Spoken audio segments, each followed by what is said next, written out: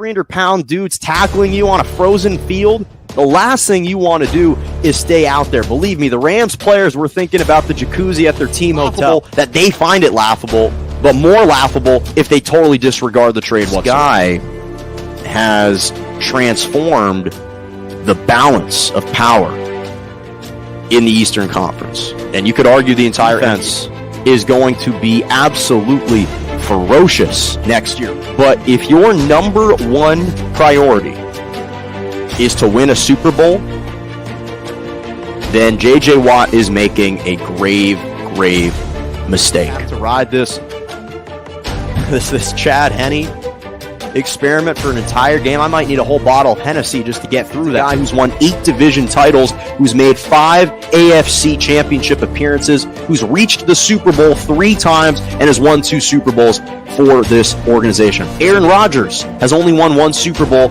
with Green Bay. Drew Brees has only won 1 Super Bowl with New Orleans. There's only 13 quarterbacks in NFL history that have won multiple Super Bowls, and Big Ben is one of those individuals.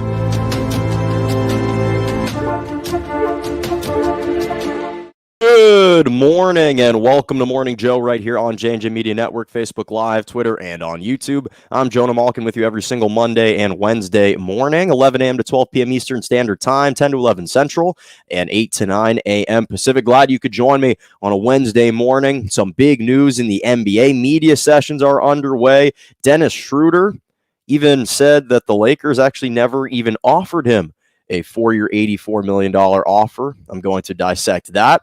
NFL, there have been some great teams, also some really disappointing teams. 5 teams that have started 0-3. Which one is the most disappointing? Previewing the Patriots and the Buccaneers, and Manny Pacquiao makes a big-time announcement. But we start first with the Lakers Media Day. So Russell Westbrook had some interesting comments yesterday. Of course, this is the first time that he is posing in pictures with LeBron, with AD, with Melo. You got Rajon Rondo, the entire crew, the whole band is back together. Former players, Wayne Ellington, Trevor Ariza, all back together. But Russell Westbrook made an interesting comment yesterday when he said that even right after his first offseason practice with LeBron, informal practice, he knew that it was going to work with LeBron. In fact, he says that playing with LeBron is going to help his game out the most. And there was a report that came out yesterday that he refutedly that he refuted any opportunity to play with the Clippers. He did not want to play with the Clippers. That's what was reported. So for the last several months, I've just been bombarded and engulfed by these anti-Russ to LA sentiments shared by friends, family, colleagues, other Angelinos. That's what I've had to endure. But personally, I've always been a firm believer that I do believe that Russell Westbrook will fit with LeBron and with the Lakers and with this entire trio, because there are 2 important things to Russell Westbrook at this stage of his career. There are 2 important things. Obviously, one is winning a championship. But in order to do that, Russell Westbrook is a guy who's built on a lot of pride. And when he's playing with someone, one of the most important things for him is, does he respect you as a basketball player? Now, I know what you're saying. Jonah, of course he respects everyone as a basketball player. There have been plenty of all-stars that he's been playing with. But let's be really honest for a second and start with LeBron. First of all, Russell Westbrook, there's no question, respects the hell out of LeBron. He understands what he's about. 4-time NBA champion, 4-time NBA Finals MVP. He's carried multiple franchises. He understands what it takes to win at the highest level. And Russell Westbrook can appreciate that. That resonates with him. In fact, the 2 of them are actually bonded in a way that a lot of other great players aren't bonded. Russell Westbrook has the most triple-doubles in NBA history with 184. LeBron James is the only player in NBA history to average a triple-double during the NBA Finals series. Westbrook finished with the assist leader in the NBA last year. LeBron finished as the leader in assists 2 years ago. So Russell Westbrook's level of respect for LeBron is there.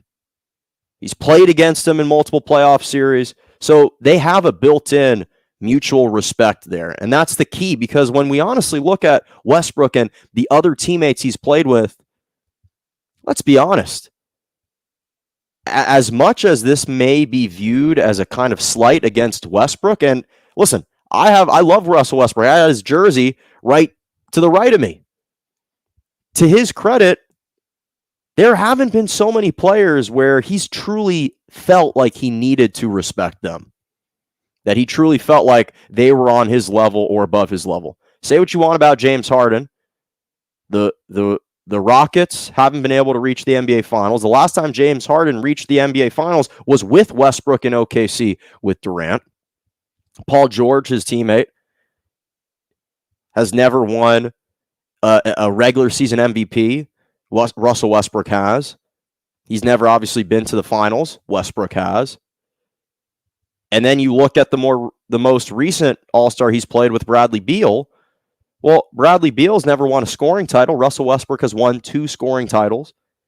And obviously he's never been to the NBA Finals. Russell Westbrook has. So to Russ's credit, all of his previous teammates, they really haven't accomplished more than he has accomplished. And that's a big thing. For Russell Westbrook to truly, truly modify, I believe, to truly modify his game, he needs to believe that you should be a respected basketball player. That's the truth. And LeBron commands that type of respect. And I definitely think that Russell Westbrook senses that. KD is the only teammate he's played with who maybe he would concede the same type of respect to. But the reality is they both came up short together, and then KD fled for Golden State. So there wasn't going to be any other opportunity for the two of them to join forces once again. There wasn't going to be some type of kumbaya moment and a rejoicing in another location. And here's the second thing. At this stage in Russ's career, the most important thing is winning. And especially winning at the highest level, winning a championship. And say what you want about how dogged you think he might be and how rigid he may appear. But I believe that Russell Westbrook at this stage in his career will modify his game, will do whatever he can to benefit the team. Whether it's taking less shots, whether it's taking better quality shots. Doesn't matter. I think he's going to adapt and adopt his style of play to fit what the Lakers need, what's in the best interest of him, the Lakers, LeBron, AD, this entire roster. Because all the other locations he's been in since OKC, the first go-around with KD and Harden, haven't truly been teams that were competing for championships. The closest he came was KD and Harden, and they lost to LeBron, D-Wade, and Bosh in the Miami Heat in 2012. With James Harden in Houston, that team wasn't really competing. The multiple iterations of OKC with Oladipo and Paul George and Carmelo Anthony, that wasn't going to be enough. Then obviously with the Washington Wizards, no one seriously thought of them as a contender, let alone they barely snuck into the playoffs. So I think that he will be focusing everything, every bit of his focus, his energy, attention to detail. It's all going to be heightened this year to a level that we hadn't seen before. And every single major contributor on this Lakers team has a big chip on their shoulder, has a lot to prove. LeBron, 36, turning 37, coming off an injury. Is he too old to still play at an elite level? He wants to prove doubters. AD, can he stay healthy? Can he play consistently well every single night for the Lakers? Can he stay out on the floor? He wants to prove he can play an entire season healthy.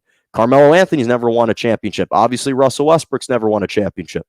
So I do think that they will all unite for this common goal, and I liked everything that was said in the media conference. And so it was encouraging to hear. Speaking of former Lakers, Dennis Schroder is now a member of the rival, the Boston Celtics, and it was his media day conference yesterday as well.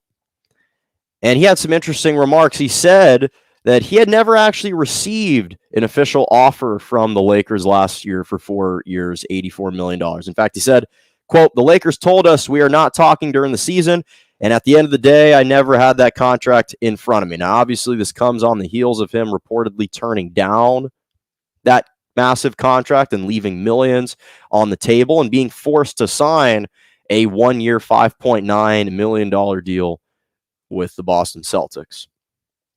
And to be honest, I honestly thought this offseason that Dennis Schroder actually handled his financial situation with some humor in the proper way. He posted a picture on Instagram with him kind of fumbling the bag, and he had a Bugatti behind him and a Rolls Royce behind him. So Dennis Schroder has earned about $70 million on the court. He's financially set. There's no question he's made a ton of money. He hasn't come up short in that regard. But at the same time, the reason I liked it is because it showed me that he clearly kind of acknowledged that he botched that opportunity, that he kind of sensed, man, I kind of screwed this one up. I had an opportunity to make double the amount of money that I've made over the course of my career, all with this contract, and I kind of blew it out, washed that opportunity away, wasted that opportunity. And sometimes having that kind of self-deprecation is what's needed to move on. And so I had a lot of respect for Dennis Schroder for just kind of owning it and understanding this was a big gaffe. But then when he comes out and makes these types of comments, clearly it shows Dennis Schroder hasn't let this go. He still can't rationalize how after turning this down, he didn't receive any substantial offers from any other team. I think he's still in a state of disbelief that he went from 4 years, $84 million reportedly, to 1 year, $5.9 million. He's still in a state of disbelief. He's trying to wrap his mind around the fact and justify losing out on that much money. But this is why, to be honest, I don't believe him. I don't believe that the Lakers didn't offer that amount of money. Is because it was reported that they offered him a 4-year, $72 million contract earlier in the season. That was corroborated by multiple reports, multiple reputable sources. And it's hard for me to believe that a guy that's been offered 4 years, $72 million, all of a sudden it's now inconceivable that the Lakers would have offered him $12 million more over the course of the contract, just an additional $3 million per year more. Like, that type of deal is inconceivable. I just don't buy it. I simply don't buy it because all of the trusted sources in the NBA reported 4 years, $84 million. And now Dennis Schroder saying, didn't really happen, because he targeted $120 million. And I don't think he foresaw himself coming up so drastically short in the postseason. This is a guy who averaged 15.5 points per game in the regular season, probably enough to warrant some of that money, although it's questionable at best. But then in the postseason, you score 8 points in game 4. You put up a goose egg in game 5, 0 for 9 on the road in Phoenix. And all of a sudden you lose out on all of this money. And I said this right before that it was reported that first of all, right before this was kind of reported that he was signing with Boston, and even before he entered the playoffs with the Lakers and didn't perform well, I actually commended Dennis Schroder for believing in himself. I have no problem with an athlete feeling like they deserve more money than is being offered to them. They should feel that way. That's what athletes are supposed to do. But at the same time, I do think it's important to have some type of realistic recognition of what a fair offer is and what a fair offer isn't, and what isn't a fair offer. Because for Dennis Schroder to look at himself in the mirror and say the 4 years, $84 million offer was a slight, well, that's a bit naive on his end. And to be honest, that's his representation kind of letting him down. So I just, I don't want to hear now right before the next season. I'm sure he was asked about it, which is why he was forced to address it.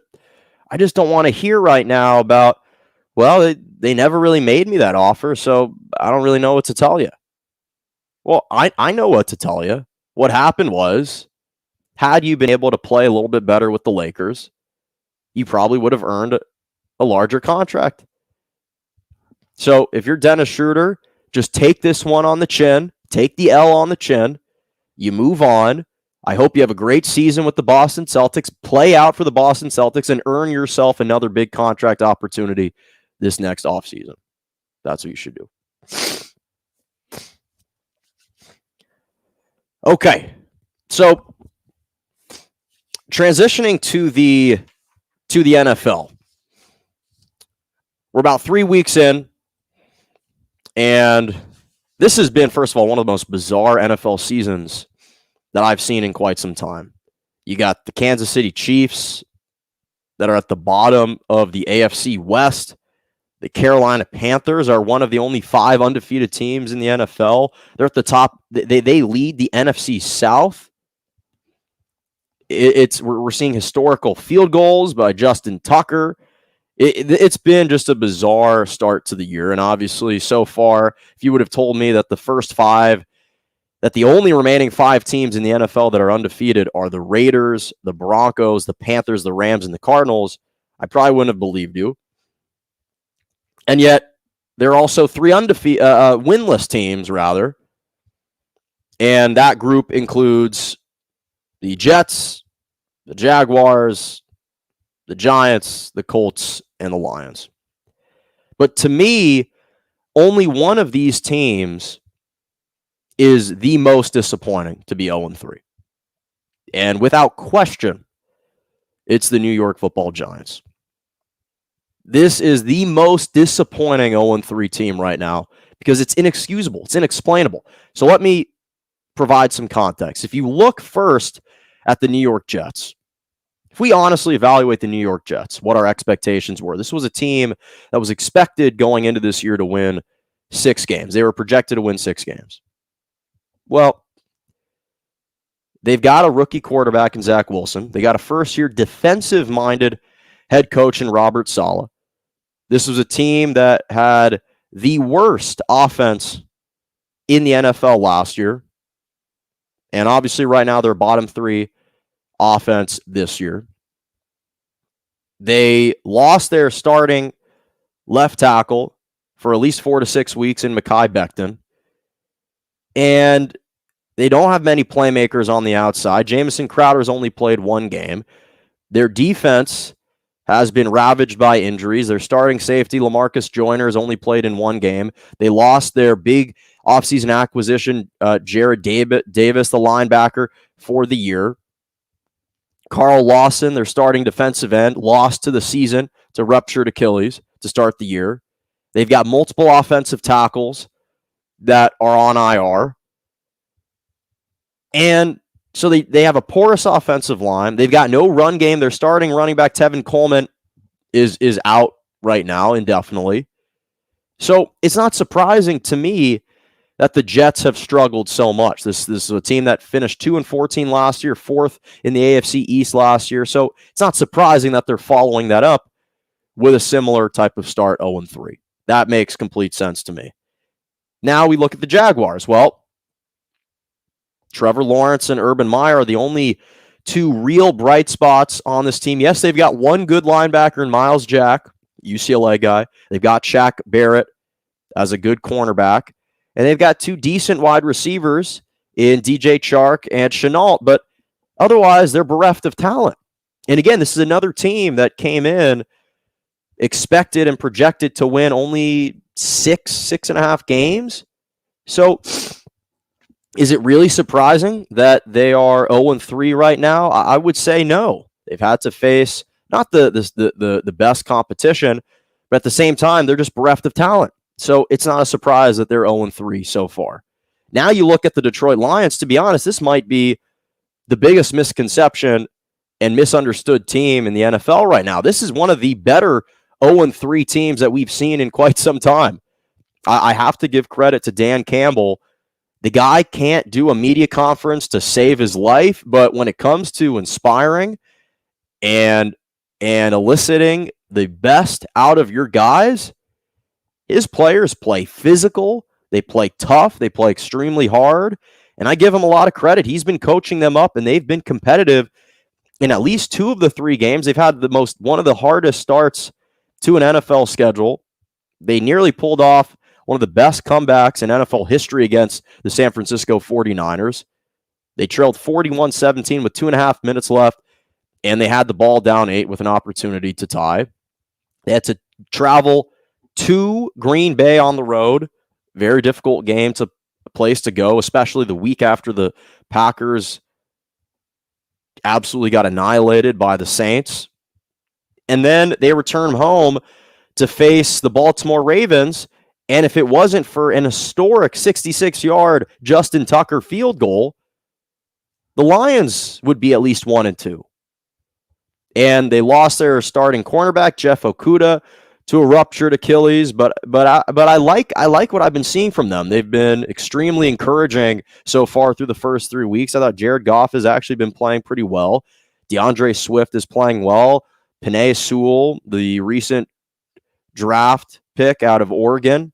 I like some of the pieces that they have. I truly do. TJ Hawkinson. I really like some of these pieces. Quintez Cephas, a Wisconsin guy, a wide receiver. So I actually have been really encouraged by their 0-3 start, and I think it's a little misleading what their record represents. And then finally, the last other team before the New York Giants is the Indianapolis Colts, and I am on record saying I would not be surprised at all if the Indianapolis Colts start the season 0-5. I truly felt that way because they have had the most difficult opening slate to start the season. You face the Seattle Seahawks at home, a playoff team from last year.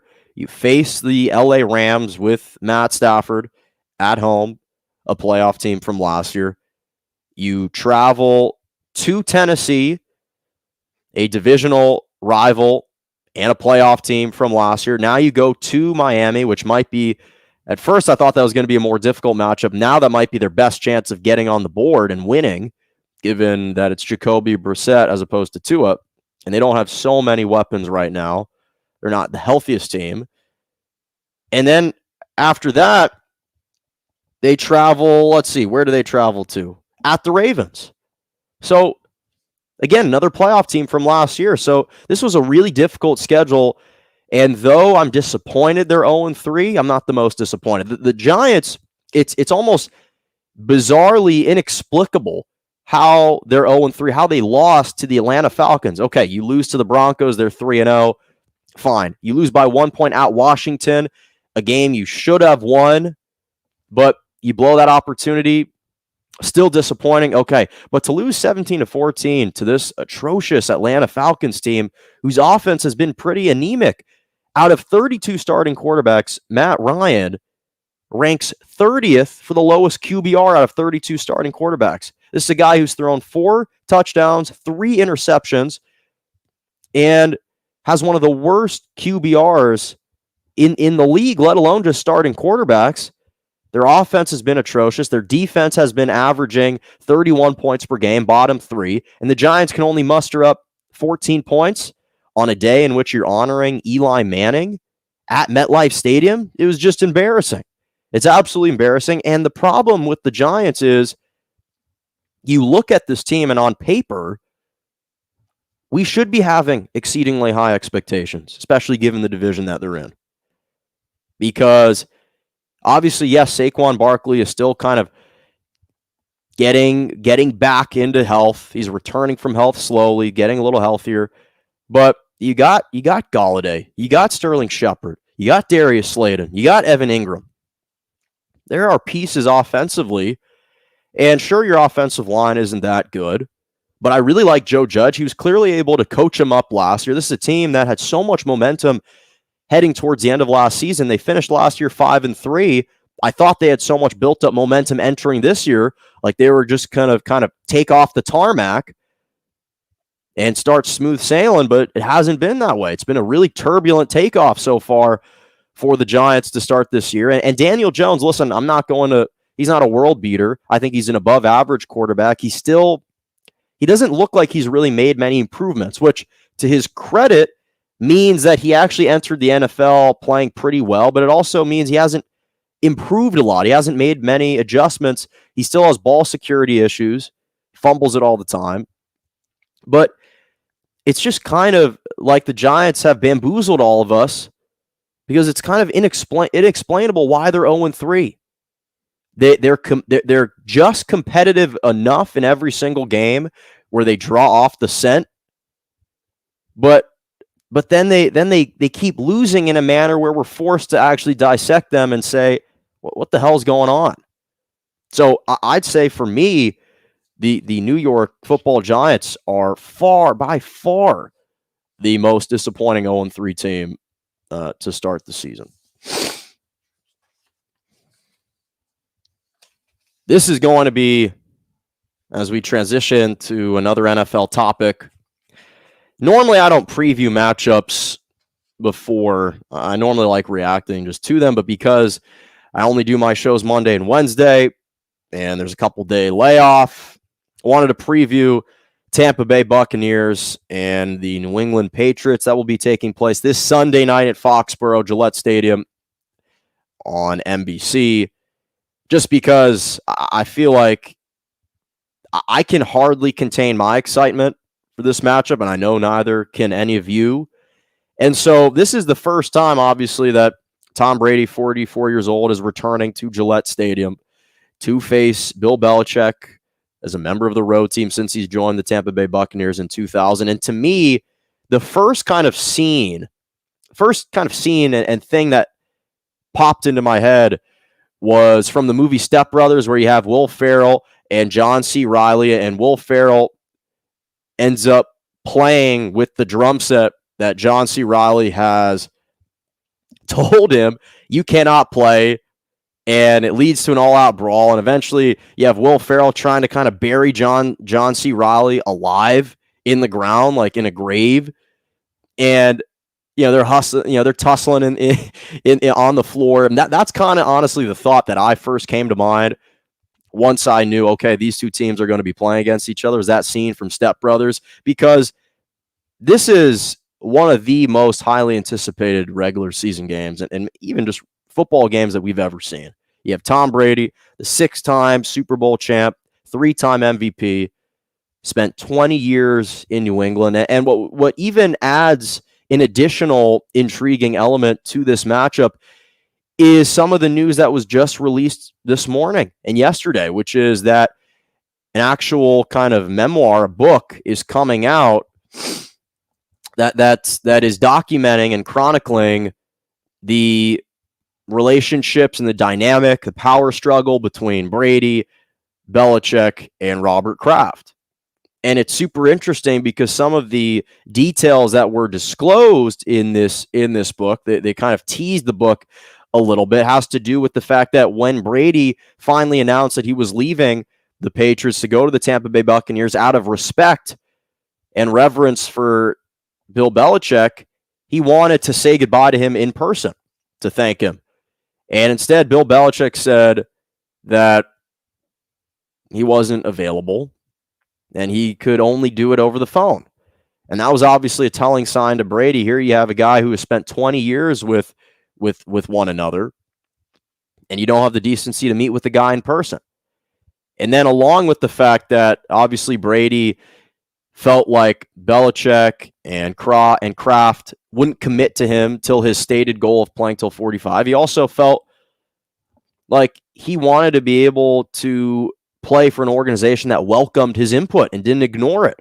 And obviously the Tampa Bay Buccaneers did. The Patriots didn't. And Belichick, part of what's made him great is the fact that he's had this kind of dictatorship in a way in New England, and he's been so archaic and traditional and kind of very rigid lifestyle and coaching style.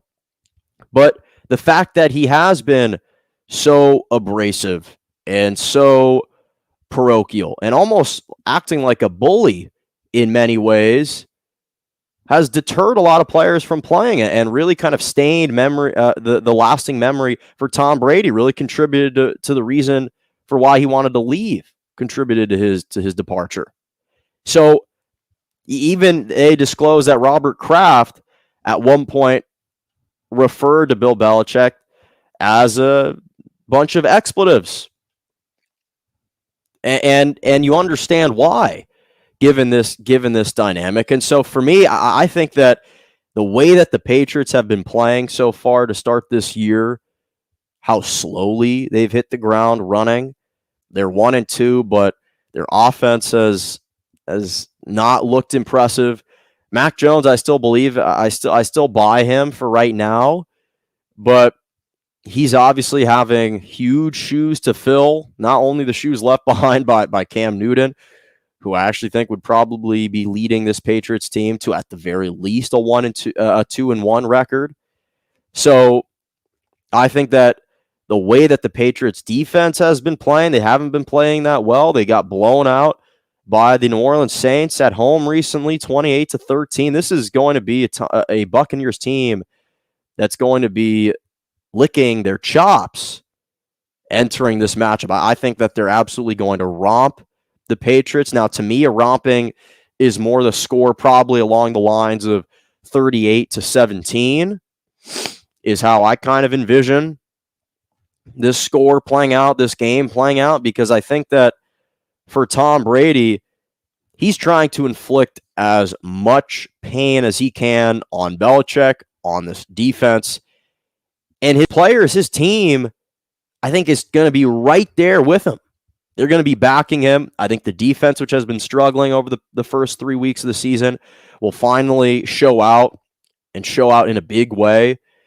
And I think as much as the Buccaneers would not admit it, I think it's impossible for them to have not looked past the Rams slightly to this matchup against the Patriots, because they know what this matchup means to their leader, to their starting quarterback. Tom Brady, no question, circled this date in the offseason. I want to be the most prepared for this game. The Buccaneers are getting a little bit healthier. I think Antonio Brown will be off the kind of COVID protocols list, will be back fully with the team. Not sure exactly the status of Jason Pierre-Paul, but he's been questionable. He was questionable as of yesterday. Perhaps he can make a return for Sunday. We'll have to see.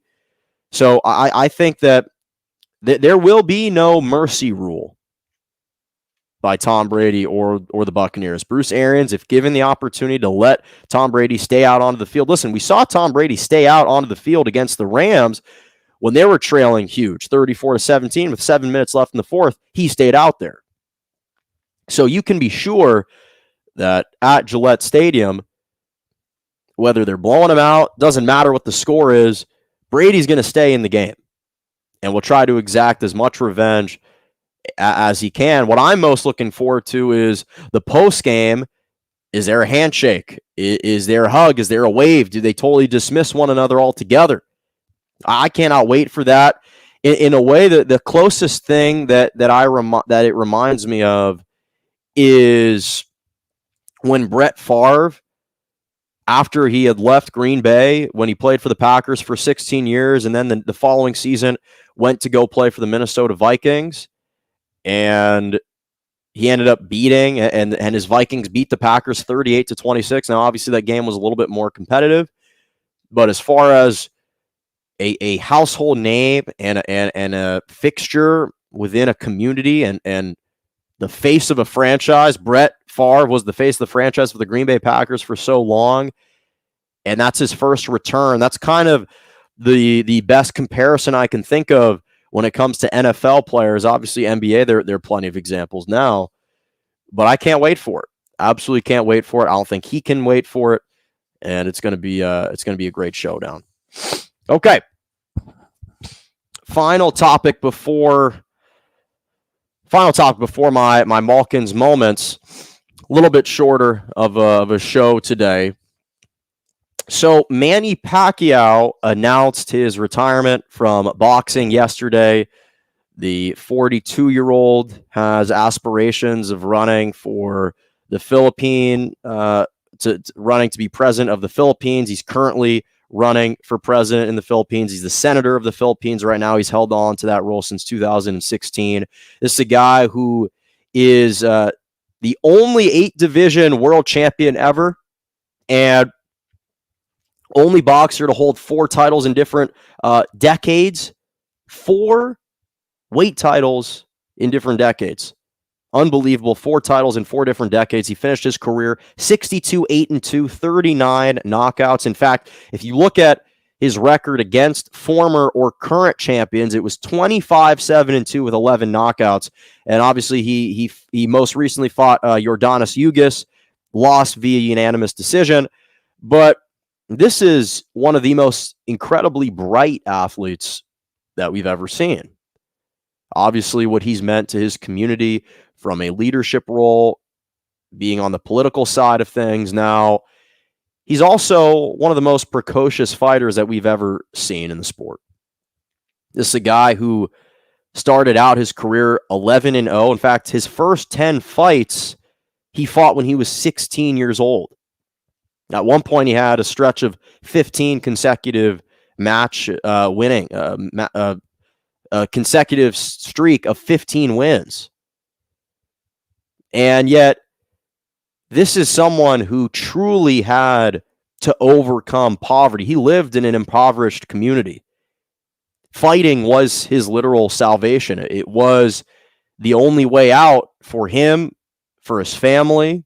So he fought to survive. We throw that kind of term out loosely a lot. Oh, they were fighting for their life in this matchup. No, Manny Pacquiao literally, in its most raw intent, at its most rudimentary level, he fought to survive. He fought to create a more prosperous life for him, his family. He uplifted his community. And that speaks volumes, because that can resonate across so many different communities, across so many different levels, what this guy had to endure. And when you look at the timeline for him, he was born in 1995. I was born he was born in 1985. I was born in 1997.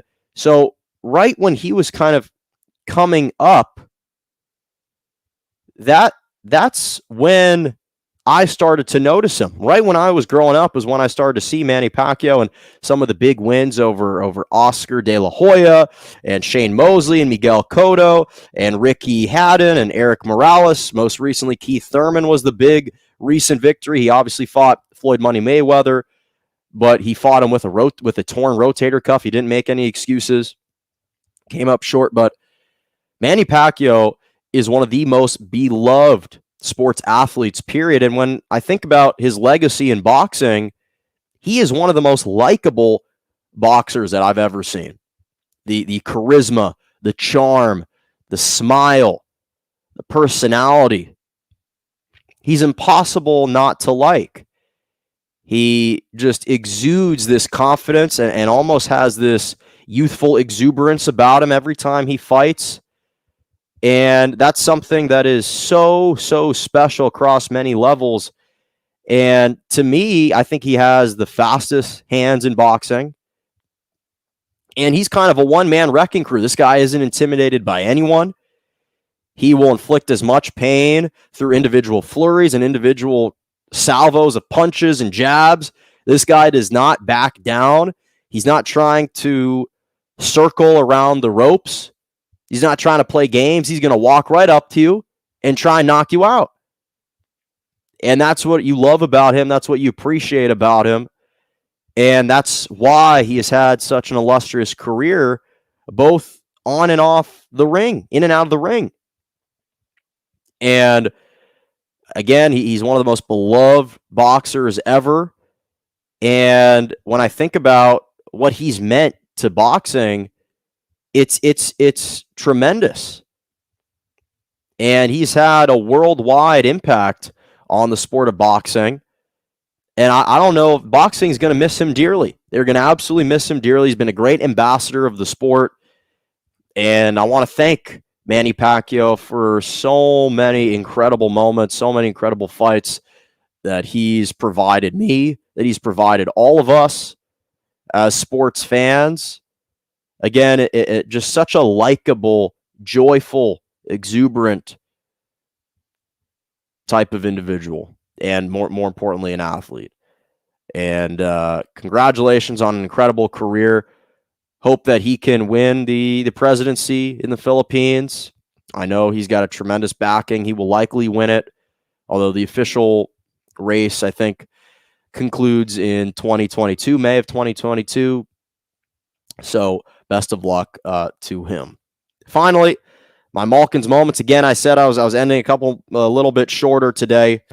I have a couple big Malkins moments for you. So in the soccer world, Kareem Benzema, one of my favorite players to play with in FIFA, by the way, he breaks the Champions League record. The Real Madrid legend is the first player to score in 17 consecutive Champions Leagues game after he scored a penalty kick against Sharif yesterday. Now, unfortunately, Sharif ended up winning that game against Real Madrid, but Benzema was fantastic once again and is continuing to just trailblaze these new paths and reach different historical milestones in the soccer world. Speaking of the soccer world, Lionel Messi scored his first goal with PSG. PSG and Man City played yesterday in a Champions League matchup, and PSG prevailed 2-0. Messi scored his first ever goal with the club, gave PSG a 2-0 lead.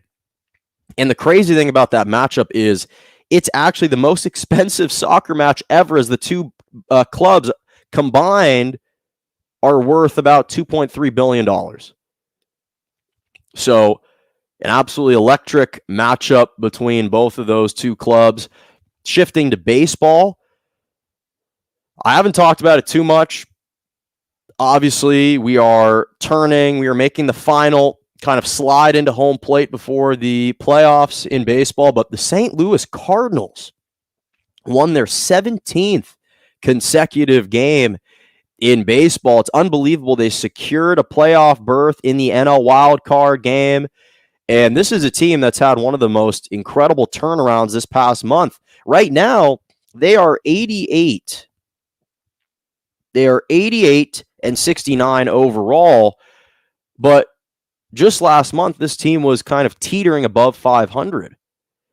And yet, here they are firmly in control and in the playoffs.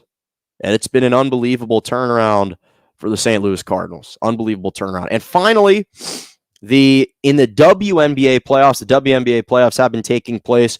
Courtney Vandersloot recorded just the second ever triple-double in WNBA history for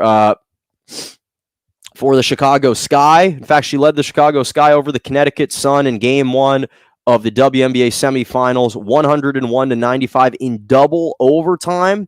Recorded 12 points, 18 assists, 10 rebounds. In fact, the only other player to have ever recorded a triple-double in WNBA history is Cheryl Swoops, and she did it in 2005. So big shout-out to Courtney Vandersloot and the Chicago Sky. Also, shout out to my girl, Candace Parker, who used to be with the LA Sparks.